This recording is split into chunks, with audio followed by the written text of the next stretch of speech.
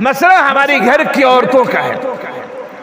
ہماری گھر کی عورتیں بھی ایسی ہیں، بعض عورتیں تو عبادتوں کا اہتمام کرتی ہیں، لیکن اکثر گھروں کی صورتحال یہ کہ وہ افطار تیار کرتے کرتے مغرب کی اذان کا وقت قریب ہو جاتا ہے، بلکہ بس اوقات سائرن بج جاتا ہے، اذان ہونے لگتی ہے اور ابھی ہمارا دسترخوان جو عورتیں سجاتی رہتی ہیں.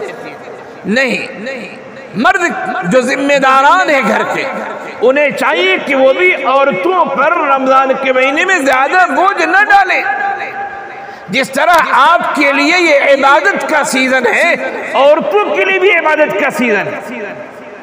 عورتوں سے بھی رمضان میں کم سے کم کام لیا جائے، گھر کے پکوان کم سے کم کرائے جائیں، اور یہ سب مغرب سے آدھا گھنٹہ 1 گھنٹہ پہلے ہو جانا چاہیے، تاکہ عورتیں بھی افطار سے پہلے دسترخوان کے سامنے بیٹھ کے دعائیں کر سکیں، وہ بھی افطار سے پہلے تسبیحات کا اہتمام کر سکیں. اس کے لیے مرد کو چوکنا ہونے کی ضرورت ہے، اور مرد کو عورتوں کے لیے وقت نکالنے اور وقت دینے کی ضرورت ہے. لیکن عموماً ہمارے گھروں میں ایسا نہیں ہوتا ہے. اکثر گھروں کی صورتحال یہ کہ عورتوں پر اتنا دباؤ ڈال دیا جاتا ہے کہ افطار تیار کرنے، اڑوس پڑوس میں افطار بھیجنے، وہ اسی میں مستقل مشغول رہتی ہے، پورا مہینہ گزر جاتا ہے.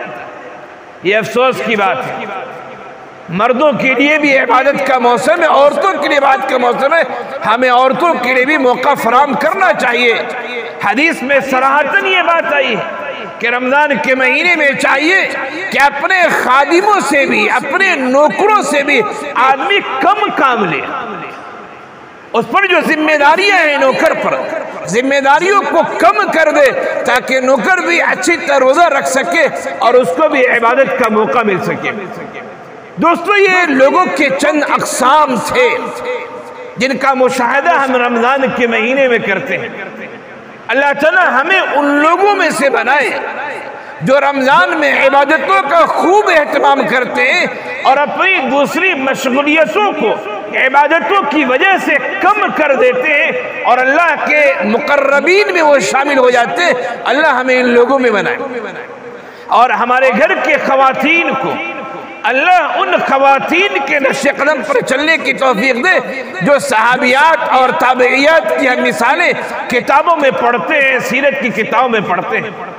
اور مردوں کو بھی اللہ توفیق دے کہ وہ عورتوں کے لیے عبادت کا وقت فراہم کریں، ان کے لیے اتنی گنجائش رکھیں، اتنا موقع دیں، گھر کے کام کاج کا بوجھ اتنا نہ ڈالیں کہ عورتیں عبادت نہ کر سکیں، عبادت سے محروم ہو جائیں.